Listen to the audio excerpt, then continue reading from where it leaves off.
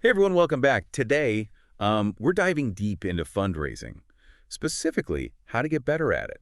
You guys shared Cara Logan's article, How to Be a Better Fundraiser, and wow, there are some really interesting points in there. Definitely. But before we even get into the specifics, I think it's important to take a step back and look at just how much comes from individual giving. Yeah. It's actually a massive 64% of all funding for nonprofits, something like $319 billion, comes from those individuals, you and me. It's huge. That's huge. Yeah. So understanding how to connect with donors on a personal level, I mean, that's absolutely crucial. Yeah, definitely. And the article really digs into a lot of key areas. It does, yeah. Things like donor motivation and building trust, how to use technology to your advantage, crafting those, really killer campaigns, and of course, keeping those donors coming back, retaining them. Right. And one of the things that really jumped out at me, at least from reading the article, was that 75% of donors say they need to feel emotionally connected to a cause before they even think about giving. Yeah. I mean, that makes sense, right? Oh, yeah? It's got to be something that resonates with them on a personal level. Definitely. And there's even this inspiring story about a woman named Mrs. Ann Humes, who's been sponsoring children for over 60 years. I mean, that's incredible. Yeah. But maybe this is a good point to bring in our expert to kind of break down some of these insights a little bit further. Yeah, it really is amazing how much power individual donors have. The article does a great job of mapping out that whole journey that donors go through. Right. And you're right, it all starts with that why. Why do people give in the first place? And it's not always about the numbers or, the logic behind it. Right. It really comes down to that emotional connection. Okay, so let's dig into that emotional connection a little bit. I mean, the article mentioned that 75% of donors, are driven by it. 61% are influenced by like their own personal experiences. Yeah. So how can nonprofits really tap into that? Because it seems like a fine line between like appealing to emotion and, coming across as manipulative. Yeah, you're right. It is a fine line. Yeah. And that's where authenticity comes in. Okay. It has to be genuine. Nonprofits have to tell those real stories that their audience can connect with. The article uses child sponsorship programs as a good example. Right. Some people are moved to just help a specific child, right? Like they want to offer direct support one-on-one. Others, they're drawn to the idea of improving a whole community. Yeah. And then you have those who are looking for that really deep personal connection. They want to exchange letters, get those updates. So it's about showcasing different sides of the cause, right? So that it can appeal to these different motivations. Yeah. Exactly. You got it. And, the article, it talks about this woman, Mrs. Ann Hume. She's been sponsoring children for over 60 years. Yeah. And there's this quote from her: "These children keep me awake and very much alive." I mean, that is powerful. Wow, yeah. And it shows how that emotional bond can keep someone engaged for decades. That's incredible. Okay, so we've got this emotional connection. That's crucial. But the article also talks a lot about trust. Oh, absolutely. Trust is essential. There's this quote in the article from Karen Cochran that really stuck with me. She says, "You earn trust in drops, but lose it in buckets." Yeah, that's very true. And it's so true, especially when it comes to nonprofits. I mean, think about it. You're asking people to entrust you with their hard-earned money Right. to make a difference. So proving that you're trustworthy, I mean, that's paramount. Yeah, absolutely. So how can nonprofits actually build that trust, drop by precious drop? Right. The article mentions transparency. Is that the key? Transparency is definitely a big piece of the puzzle. Donors want to know where their money's going and how it's being used, right? Right, yeah. The article, it recommends using visuals, things like photos, videos showing that impact. Real-life case studies are also really powerful. Yeah. Because they make the impact tangible, something people can relate to. So it's like giving those donors a behind-the-scenes look. Yeah. But is it just about sharing that information? What about acknowledging the donors themselves? Oh, you're absolutely right. Recognition is just as important as transparency. Okay. Even a simple thank you, personalized, can go a long way. Yeah. It shows the donors that you see them, you value their contribution, you're grateful. It's like, I mean, think about it. You go to a store. Right. Are you more likely to go back to the one where they remember your name or the one where you're just another transaction? Exactly. You want to feel like a valued customer, Yeah. not just a source of revenue. Exactly. Yeah. So how do nonprofits, how do they do that? I mean, Yeah. is it enough to just send out a generic thank you email? Definitely not. No, you're right. A generic email, it feels impersonal, almost robotic in a way. Yeah. The article suggests taking it a step further. Personalize those thank you messages, acknowledge milestones. Okay. Even segmenting the communication based on giving levels can make a big difference. For example, let's say you're a smaller nonprofit and someone makes a really significant donation. Right. Having the executive director write a handwritten thank you note, or even just giving them a call to say thank you, that's going to have a much stronger impact than a mass email. Makes sense. So it's about showing them they are more than just a number, Right. that they're actually part of something bigger. Exactly. But ultimately, I guess it all boils down to showing results. Yeah. Donors, they want to see how their contributions are actually making a difference in the real world.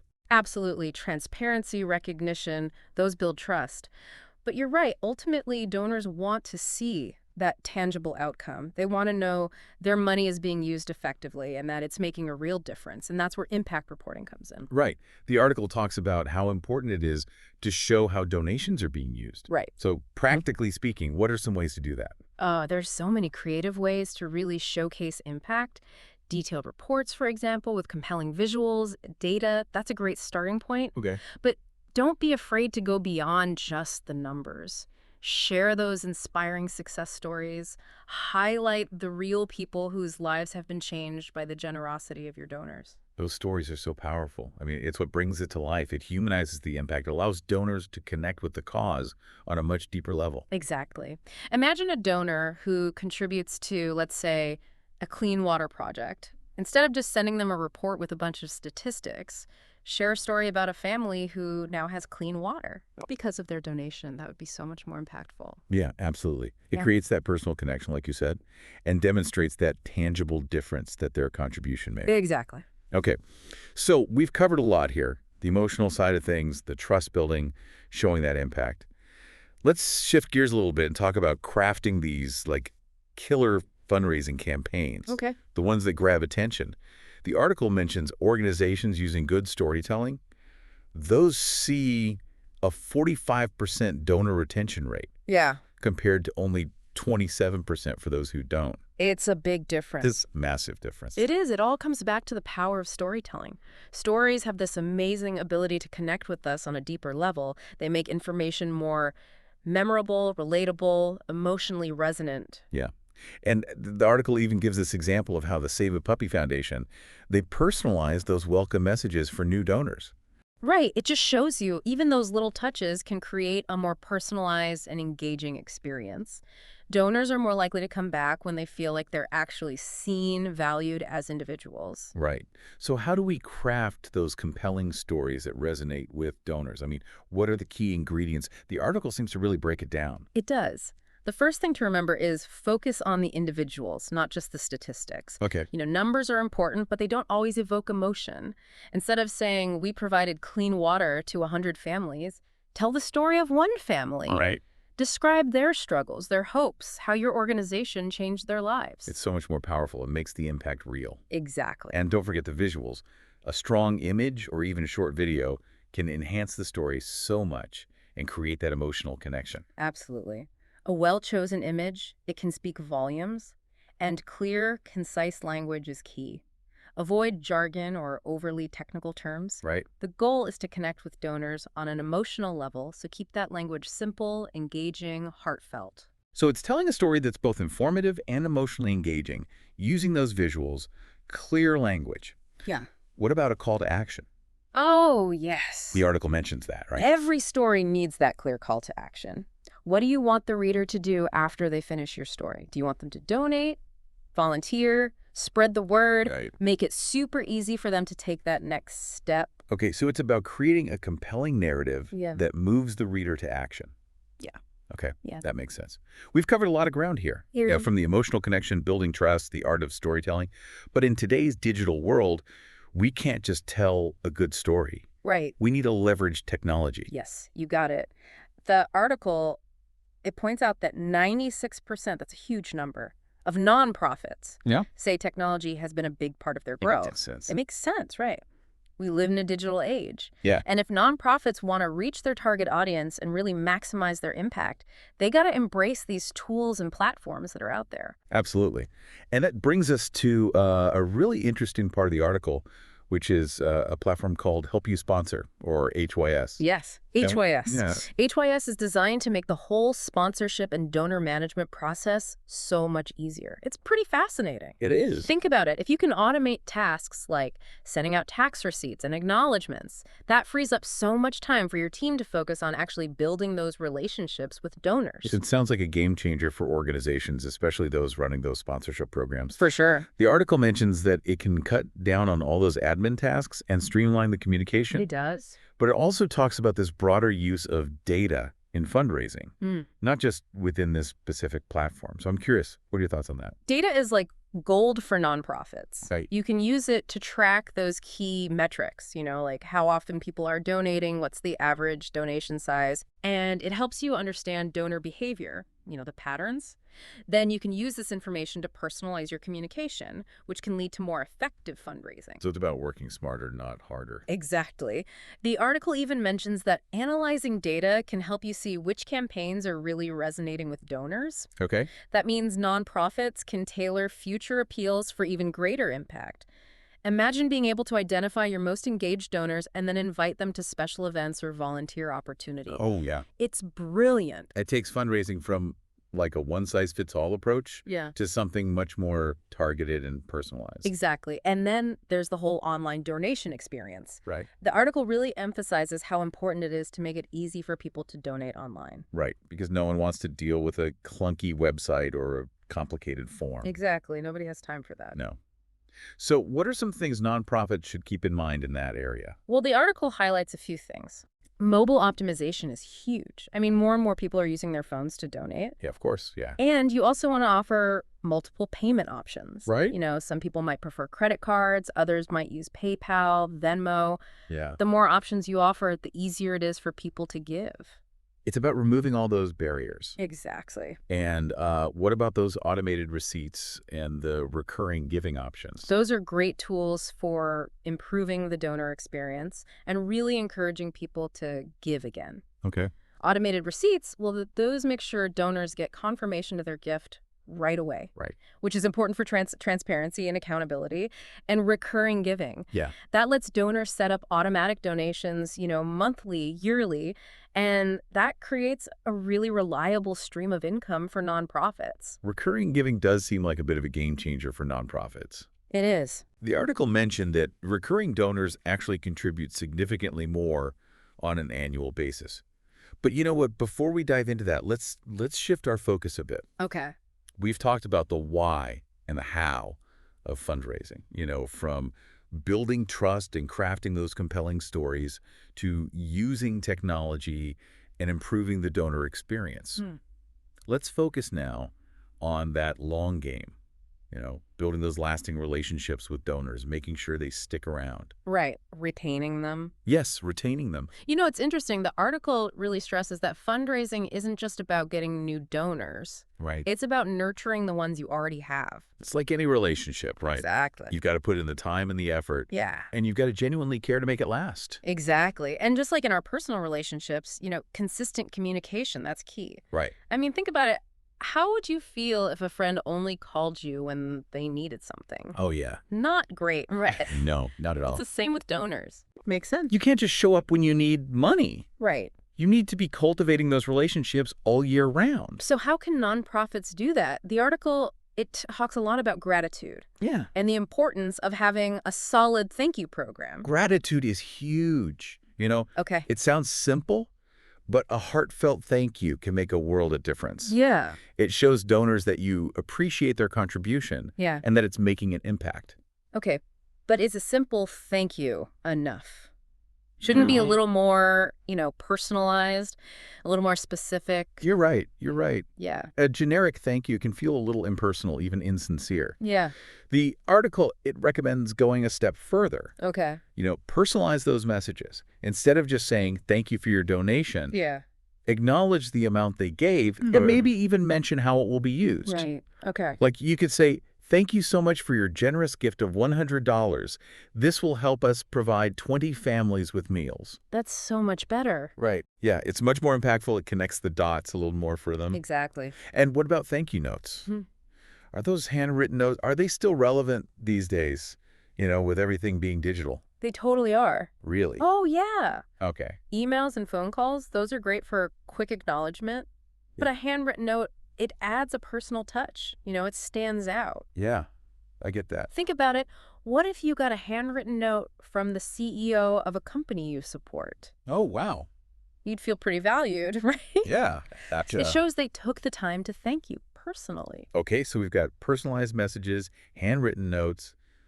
What else can nonprofits do? Well, the article talks about getting donors involved in your mission. Okay. It could be anything like exclusive events, volunteer opportunities, or even joining advisory committees. Yeah, The point is to make them feel like they're part of something bigger. I like that. It creates a sense of community. Yeah, exactly. Like a shared purpose. And it's also about giving donors a voice. The article even suggests having feedback sessions where they can share their ideas. I love that. It shows you actually care about what they think. Right. But at the end of the day, it all comes back to results, right? Yeah. Donors want to see that their money is actually making a difference. Absolutely. You can build all the trust you want, share amazing stories, Right. but if you can't show tangible results, you're going to lose those donors. Yeah, that's true. The article says that 80% of donors want to know how their money is being used, Wow. and Okay. 60% are willing to give more when they see results. That's huge. So how can nonprofits effectively showcase those results? What are some specific things they can do? The article has some great examples. Imagine someone donates $25. Okay. You can tell them your $25 provided 25 meals to families in need. I see. So you're connecting the donation to a direct impact. Exactly. It's not just an abstract amount anymore. It's like, oh, wow, my $25 actually did that. Right. I like that. Or let's say someone gives $50. You could say, your $50 helps support a community garden, providing fresh produce to 10 local families. Those are great examples. And you can get even more specific. A $300 donation could cover medical supplies for a rural clinic. A $1,000 donation could fund a scholarship for a student. So it's all about showing them the connection, right? Exactly. Connect the dots between the donation and the real-world impact. Okay, so you've painted that picture for them. Right. You've shown them how their contribution is making a difference. Right. But then how do you keep that momentum going? How do you make sure those first-time donors turn into repeat donors? That's where donor retention strategies come in. Oh, The article points out that keeping your current donors is way more cost-effective than trying to find new ones. makes sense. It's about building those long-term relationships we talked about earlier. So what are some tactics for, increasing donor retention? Well, everything we've discussed plays a part: expressing gratitude, personalized communication, showing impact. Yeah. But there are some more targeted strategies, too. The article mentions having a good donor welcome series. What's that? It's a series of automated emails that new donors get after making their first gift. So it's like welcoming them into the fold. Exactly. It introduces them to your organization, makes them feel like part of the family. Okay. And you use these emails to share your mission, your impact. Exactly. And introduce key members of your team. Makes sense. It's another way to build that personal connection. Exactly. And what about those recurring giving programs we touched on earlier? Oh, yeah. The article seemed to think they were really important. They are. They're an incredible way to build a steady stream of revenue for your nonprofit. Okay. When a donor signs up for a recurring donation, they're making a long-term commitment to your cause. It's like they're saying, I believe in what you're doing. Exactly. It gives you predictable income so you can plan for the future. Yeah, that makes sense. It takes the guesswork out of things. Right. And the article has tips for encouraging those recurring donations. One is to highlight the impact of a monthly donation. Okay. For example, instead of asking for a one-time gift of $100, you could say, for just $8 a month, you can help provide a child with meals for a whole year. That's really smart. Right. It makes it seem more manageable. And it shows the long-term impact. Exactly.